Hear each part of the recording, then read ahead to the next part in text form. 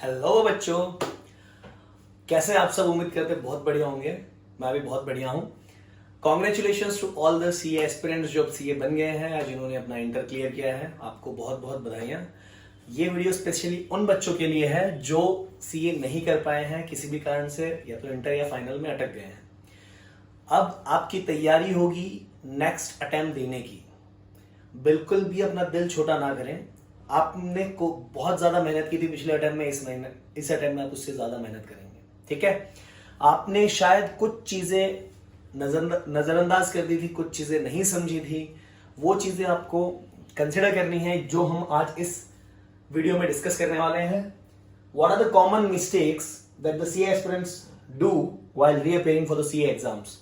कौन सी ऐसी गलतियां हैं जो सीए एस्पिरेंट्स करते हैं सीए एग्जाम्स वापस से रीअपियर करते टाइम। ठीक है, हम सिर्फ गलतियों की बात करेंगे आज और कुछ नहीं। गलतियों को दो पार्ट में बाइफिकेट किया गया है। एक है सबसे पहले टाइम वेस्टर्स। जो बच्चा फेल हो गया है वो टाइम वेस्ट बहुत करता है और टाइम सबसे कम है, क्योंकि आपका जो नेक्स्ट अटेम्प्ट है, अब जनवरी में रिजल्ट आया है। अगर मैं जनवरी को एक बार एलिमिनेट कर दूं, फरवरी मार्च अप्रैल 3 महीने आपके पास, और 15 दिन 20 दिन जितना भी आपके जनवरी का टाइम बचा हुआ है वो, तो अप्रॉक्स 3-3.5 महीने में आपको फिर से अपीयर करना है। बोलने के लिए 6 महीने होते हैं लेकिन हाथ में आपके 3-3.5 महीने हैं। तो अगर आप टाइम जो सबसे कम है उसको वेस्ट कर रहे हो तो आप नेक्स्ट अटेम्प्ट में कैसे क्लियर कर पाएंगे। तो ये सबसे इंपॉर्टेंट चीज है, टाइम वेस्ट। और दूसरा है असेसमेंट ऑफ मिस्टेक। बच्चे क्या करते हैं, अपनी मिस्टेक का पता ही नहीं। अगर आपको ये नहीं पता कि आप गलती कहां पे कर रहे हैं तो आप उसे इंप्रूव कैसे करेंगे। ठीक है, तो इंप्रूवमेंट के लिए या फिर सीए कोई भी चीज क्लियर करने के लिए आपको आपकी गलती का पता होना चाहिए। सबसे पहले टाइम वेस्टर्स फटाफट देख लेते हैं। मैं आपको बता देता हूं टाइम वेस्टर्स क्या है। सबसे पहले बात करते हैं डिसहार्टेडनेस। डिसहार्टेडनेस क्या है? दिल टूटा है सर, इतने टाइम से मेहनत कर रहे थे, एग्जाम दिया था, 6 महीने की पूरी मेहनत, और जो फर्स्ट टाइम अपीयर कर रहे थे सर, पूरी क्लासेस के बाद इतनी मेहनत करने के बाद हमने एग्जाम दिया था, रिजल्ट क्या आया? बहुत जल्द तो लाइफ में पहली बार फेलियर देखते हैं सीए में। वो सारी चीजें डिसहार्टेडनेस में कंट्रीब्यूट कर रही होंगी। सर दिल टूटा हुआ है, नो डाउट आपका दिल टूटा है, वाजिब बात है। ठीक है, टूटे हुए दिल के साथ ही जीना है कि अब वो टूटे हुए दिल को जोड़ना है। मैं जोड़ने वाली बात कर रहा हूं। आगे का दूसरा देखिए जो सबसे ज्यादा टाइम वेस्ट होता है, कंपैरिजन। सर किससे कंपैरिजन? अरे मेरा दोस्त पास हो गया सर, मेरे से कम पढ़ाई करता था। पता है वो तो हर हॉलीडे पे नवरात्रि में गया था, वो गणपति में घूम रहा था हर जगह, फिर भी पास हो गया, और मैं शिद्दत से जो पढ़ाई कर रहा था मैं फेल हो गया। ये बहुत कॉमन कंप्लेंट होती है। या फिर उसको मेरे से कम आता है ये सब्जेक्ट, स्टिल उसके ज्यादा मार्क्स है। अपने मार्क्स को कंपेयर करने बैठ जाते हैं बच्चे कि यार इसके इतने मार्क्स है, और वो जस्ट पास हुआ होगा, फ्रेंड बोलते उसके इतने मार्क्स है, आपके इतने मार्क्स है। तो एक तो दिमाग से ये कंपैरिजन निकाल दो कि यार उसको इतने मार्क्स है या मेरे को ये मार्क्स है, मैं ये कर लेता वो कर लेता। उसके साथ ही नीचे वाला पॉइंट भी रिलेटेबल है, thinking of what could have been. अब जैसे ये बहुत से नोन नंबर्स है जो बच्चे क्लियर नहीं कर पाए, उनको बहुत क्लियरली पता है। अगर पूरा ग्रुप आप अटेम्प्ट कर रहे थे, बहुत जन 199, 198, 197 पे रुकते हैं, फिर वो सोचते रहते 3 मार्क और मिल जाते तो क्या होता है। एग्जामिशन तक पहुंचते पहुंचते लास्ट में रुक जाते तो 59 पे रुक गए, 58, 57, और पास होते होते 2 मार्क 1 मार्क के पीछे रुक गए। इसमें क्या होता है, बच्चों को डे ड्रीमिंग शुरू होता है। अरे यार पूरा पेपर दिमाग में चल रहा होगा, पूरा ग्रुप दिमाग में चल रहा होगा कि सर अगर इस पेपर में मैं एक ये क्वेश्चन अच्छे से अपीयर कर देता है, मतलब तरह तरह की इमेजिनेशन आती है, या मैं कॉपी कर लेता, या अगर जो चेक करने वाला है मेरे को और थोड़ा दरिया दिलों के मार्क्स दे देता, XYZ। जितनी भी चीजें कंपैरिजन में और थिंकिंग में, इससे सिर्फ आप अपना टाइम वेस्ट कर रहे हो। आपका जो एग्जाम जा चुका है वो, अगर आपको लग रहा है इस केस में स्पेसिफिकली इसमें कि नहीं आप पास हो, आपने पेपर आपके कॉपीज को चेक करने के लिए आपने डाल दिया रीचेकिंग में, नहीं डाला तो डाल दीजिए, उसका टाइम लिमिट अगर खत्म नहीं हुआ तो प्लीज डाल दीजिए। लेकिन इन दोनों केसेस में मैं बोल रहा हूं परसेंटेज ऑफ चांसेस कि आप सीए बन जाएंगे रीचेकिंग से 1% से भी कम है मेरे हिसाब से। जितना मैंने देखा है बच्चों को रीचेकिंग में डालने से, अगर सुना है 200 बच्चे 300 बच्चे डालते हैं, उसमें से कोई इक्का दुक्का पास होता होगा। वो भी कब? जब ICAI ने मिस्टेक करते थे थोड़े बहुत चेकिंग में। अभी तो एक स्टेप वाइज ना सलीके से ICAI पेपर चेक करती है आपका। आपने अगर 8 मार्क के क्वेश्चन में अगर आपने 2 मार्क का सही लिखा है तो आपको 2 मार्क मिलेंगे, चेक करके कि हाँ ये 2 मार्क का करेक्ट है। तो ये ख्याल से निकाल दो कि यार मेरा पेपर क्या होता क्या नहीं होता, ये टाइम वेस्टर है। अब फियर ऑफ नेक्स्ट 6 मंथ, अब दिमाग में ये भी ख्याल आता है सर अब अगले 6 महीने ऐसे ही गए। अगर मैं सीए फाइनल वालों की बात करूं, किसी भी स्टेज वालों की एक तरह से देखा जाए, हर बच्चा प्लान करके बैठा होता है, अगर मैंने ये स्टेज क्लियर कर दिया इसके बाद मैं ये करूंगा। सीए फाइनल वाले बेचारे बहुत जन सोच रहे होंगे इसके बाद जॉब करनी है, फिर शादी करनी है, काफी जन कमिटमेंट करके बैठे होंगे, तो वो सारी चीजें दिमाग में चलना शुरू हो जाती है, मेरे कमिटमेंट का क्या होगा XYZ। एक बार के लिए वो सारी चीजें हटा दो, इससे आप अगले अटेम्प्ट में थोड़ा और पास होने से नजदीक नहीं आ रहे हैं, दूर जा रहे हैं। क्यों? आप अपने यहाँ पे टाइम वेस्ट कर रहे हैं। अपने दिमाग को सिर्फ बोलना आपको शट अप। लास्ट चीज जो सिर्फ और सिर्फ सीए फाइनल वालों के लिए एप्लीकेबल है कि आपकी आर्टिकलशिप चल रही है, आप बोल रहे हैं सर मैं स्टार्ट करूंगा अभी नेक्स्ट अटेम्प्ट के लिए जो मेरी पढ़ाई है, एक बार मेरे को स्टडी लीव अप्रूव हो जाए, उसके बाद स्टडी लीव मिलेगी तब पढ़ाई करेंगे। ये भी आपका टाइम वेस्टर। जितना टाइम आपके हाथ में है, कल से नहीं, आप जब वीडियो देख रहे हो सेम डे से सेम मोमेंट से अगर आपको कहीं पे 5 मिनट भी मिल रहे हैं, अपना दिमाग गाने में रिलैक्स करने की जगह मैं बोलूंगा 5 मिनट में एक छोटा सा कोई कंसेप्ट रिवाइज कर लो। वो कंसेप्ट जो ये वाली फीलिंग्स देते हैं ना कि सर एकदम बॉर्डर पे थे, एंड पे थे, वो सारी चीजें हटा देगा। ठीक है, तो आपको बच्चों समझ में आया सर टाइम वेस्ट जिस चीज से हमारा हो रहा है, सोचने से कि यार दिल टूटा है, कंपेयर करने से दोस्त पास हो गया नहीं हुआ, क्या कर सकता था अगर मेरे को 2 मार्क और मिल जाते, अगर मैं इतना सा और पढ़ लेता, ये वाला क्वेश्चन और अटेम्प्ट कर लेता, ये टॉपिक ऑप्शन में छोड़ता, XYZ फलाना ढिम का, अगले 6 महीने मेरे साथ क्या होगा और मैं एग्जाम लीव के बाद ही पढ़ाई शुरू करूंगा। ये सारे आपके टाइम वेस्टर्स हैं, अपने लाइफ से एलिमिनेट करोगे, ये बनना है तो। अब ये फर्स्ट चीज हुआ जिससे आप अपना समय बचा पाओगे। सर समय तो बचा लिया, अब उस समय करना क्या है, तो समय में क्या करना है वो देखिए। सबसे पहले आपको पता होना चाहिए कि मेरे मिस्टेक्स क्या है। सर मिस्टेक कैसे पता चलेंगे? तो बच्चों पहली एक चीज तो आपको ऑलरेडी पता है, अब जो भी एग्जाम में आपने अपीयर किया है हर टॉपिक में, क्योंकि सीए का सिलेबस इतना वास्ट है, हर बच्चा अपना असेसमेंट करता है। सर कुछ टॉपिक्स मेरे क्लास में मिस हुए, कुछ मेरे को अटेम्प्ट करने के बाद भी समझ में नहीं आते XYZ रीजंस की वजह से। 100% सिलेबस हर सब्जेक्ट का हर बच्चा नॉर्मली कंप्लीट नहीं कर पाता। उसमें आपको पता है कि सर ये इंपॉर्टेंट टॉपिक है जो मैंने छोड़ दिया था, एग्जाम में मैंडेटरी आया था 12 मार्क का, 15 मार्क का, 8 मार्क का, जिसकी वजह से मुझे लगता है शायद मेरा क्लियर नहीं हुआ। That you know very well. वो हर इंसान अपने मन को बोलेगा ना, ऐ मेरे मन बता तूने क्या अच्छे से पढ़ाई नहीं की थी, आपको पता चल जाएगा। तो ये तो आपको ऑलरेडी पता है, इसमें मैं ज्यादा कुछ बोलूंगा नहीं।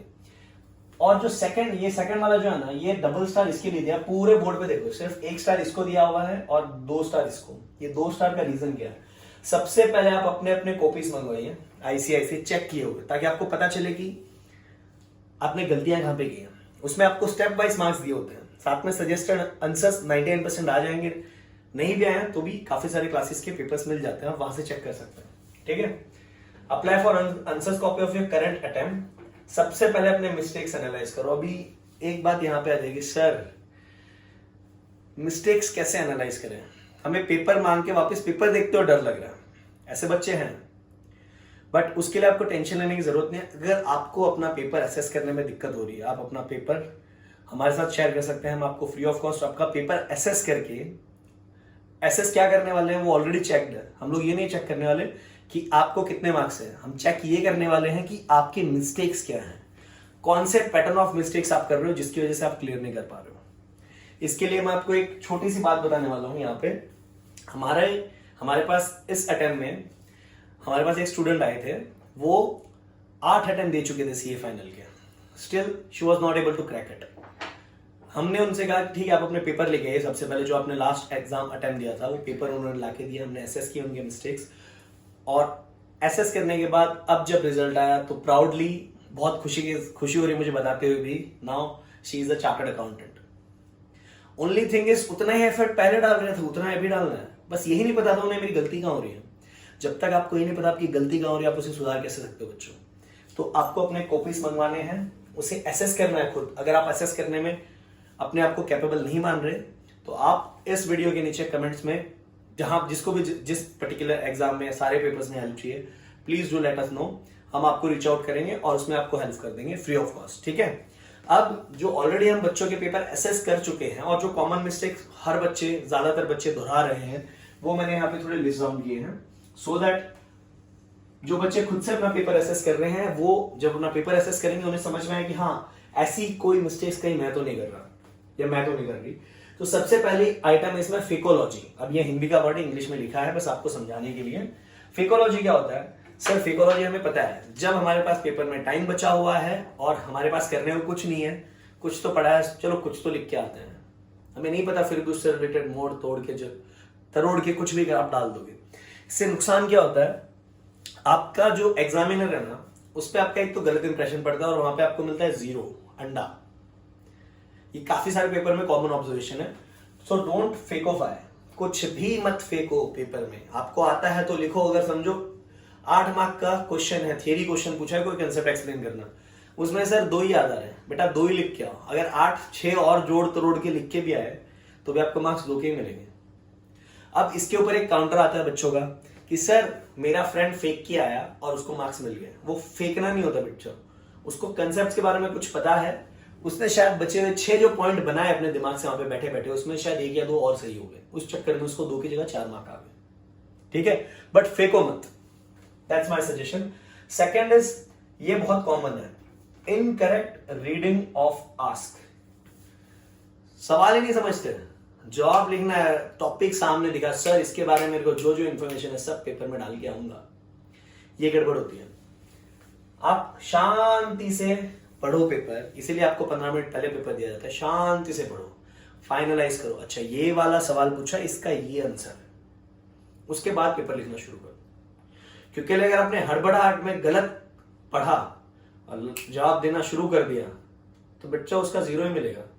आपसे पूछो, फॉर एग्जाम्पल आपसे पूछा जा रहा है आपका नाम क्या है, आप वहां के पे बता के आ रहे हो सर मेरी उम्र ये है, आपको क्या मिलेगा? आपसे आपका नाम पूछा गया, आप उम्र नहीं पूछेगी, तो उम्र के 0, नाम के मार्क्स है। लास्ट पॉइंट है writing answers without understanding ask. अच्छा सर ऊपर वाले में इसमें क्या फर्क है फिर? पहले हम लोग ने देखा था इनकरेक्ट रीडिंग, कि पढ़ते हुए गलत पढ़ लेना फटाफट में। दूसरा आंसर लिखा आप रहे हो लेकिन बिना समझे लिख रहे हो कि पूछा गया। पहला वाला क्या सर? पढ़ ही गलत रहे हो, रीड करते हुए हम लोगों ने गलत पढ़ लिया फटाफट में। दूसरा, जब आप लिख रहे हो तो सर मैंने जो गलत पढ़ा सही है आपने, टॉपिक मेरे को सिर्फ इतना ही आता है, लास्ट वाले पॉइंट पे बता रहा हूं, थोड़ा ध्यान से समझने क्या है और क्यों ये दोनों सिमिलर से लग रहे हैं। सर आपने आंसर क्वेश्चन पढ़ लिया है, क्वेश्चन पढ़ के आपको लग रहा है इसका आंसर ए है, बट एक्चुअल में आपने गलत पढ़ा है। समझ रहे हैं? पूछा गया है, जैसे एक कॉमन एग्जांपल देता हूं, जो अभी रिसेंटली मैं बता रहा हूं, जो इनका 9th में क्लियर रहा हूं, उनके ऑडिट के पेपर में बहुत सारी चीजें दे दी, बड़ा हिस्ट्री सा बना के दे दिया, लास्ट में एक सिंपल सी चीज पूछ ली कि भैया ये पर्टिकुलर चीज के आप फीचर्स बता दो, वो कंसेप्ट के। तो जो नॉर्मल बच्चा है ना, जो इतना पढ़ रहा है पूरा डिटेल में, अच्छा ये पूरा सिनेरियो क्या है, तो मैं इस पे ऑडिटिंग स्टैंडर्ड्स, कंपनीज एक्ट, कारो, ये वो लगा के मैं जवाब देने वाला हूं। फाइनली उसको इतना कुछ देना ही नहीं था, उसको सिंपली पूछा था भैया इसके फीचर या कंसेप्ट के कंपोनेंट्स क्या है, दैट्स इट, स्ट्रेट फॉरवर्ड पूछा था कि भाई ये तो सिनेरियो है, ठीक है, अब ये सिनेरियो में ये चीज एप्लीकेबल है, जो चीज एप्लीकेबल है इसके आपको सिर्फ कंपोनेंट्स या फीचर बताना है। अगर आप वो नहीं समझ के वो पूरा जो केस स्टडी दिया वो समझा रहे हो तो उसको 0 नंबर है। आपको सिंपली एक स्ट्रेट फॉरवर्ड क्वेश्चन पूछा, उसका जवाब देना है। ठीक है, आई होप आपको समझ में आया होगा। असेसमेंट ऑफ मिस्टेक जो सेकंड वाला इंपॉर्टेंट है ज्यादा क्या, सबसे पहले तो आपको अपने खुद को पता है कि भैया मेरे ये टॉपिक्स कच्चे हैं, आप वो पक्का करोगे, ठीक है, जो इंपॉर्टेंट थे कच्चे हैं वो। दूसरा, आपको अपने आंसर कॉपीज बनानी है, असेस करने हैं, आप असेस कर नहीं कर पाते तो you can take our help. Third is, इसमें जो कॉमन ऑब्जर्वेशन है वो क्या, एक तो फेंकना नहीं है हमें, जो पढ़ा हुआ है वही लिखना है, पॉइंटर्स में लिखना है। और दूसरा, सर पहले हमें समझना है कि पूछा क्या है, उसके बाद आंसर देना शुरू करना है। ठीक है, जल्दी में था, गलत पढ़ लिया, वो सब नहीं चाहिए। शांति से पढ़ो, आस्क समझो, उसके बाद लिखना शुरू करो। और ये भी नहीं करना है कि सर मुझे उस टॉपिक से रिलेटेड जो कुछ भी आता है सारा नॉलेज में देखे आऊंगा और जो एग्जामिनर को अच्छा लगे उसमें से उठा लो। अब आप खुद सोचो, आपको जो पेपर लिखना है ना, इसके ऊपर एक सेपरेट वीडियो बनाएंगे कि पेपर एसेस कैसे होता है। ठीक है, आप शॉर्ट में भी फिलहाल के लिए इतना है कि आप जितना सामने वालों को चेक करने में तकलीफ दोगे उतना आपके मार्क्स कम आएंगे, जितना उसको आसानी से जो चाहिए वो मिलेगा उतने आपके मार्क्स ज्यादा आएंगे। कहानी इतनी है। ठीक है, so that's it for today. आशा करता हूं आप ये सारी चीजों का ध्यान रखोगे और नेक्स्ट अटेम्प्ट में आप जिस भी लेवल पे हो उसके नेक्स्ट लेवल पे पहुंच जाएंगे। All the best, signing off for the day, see with Sharma.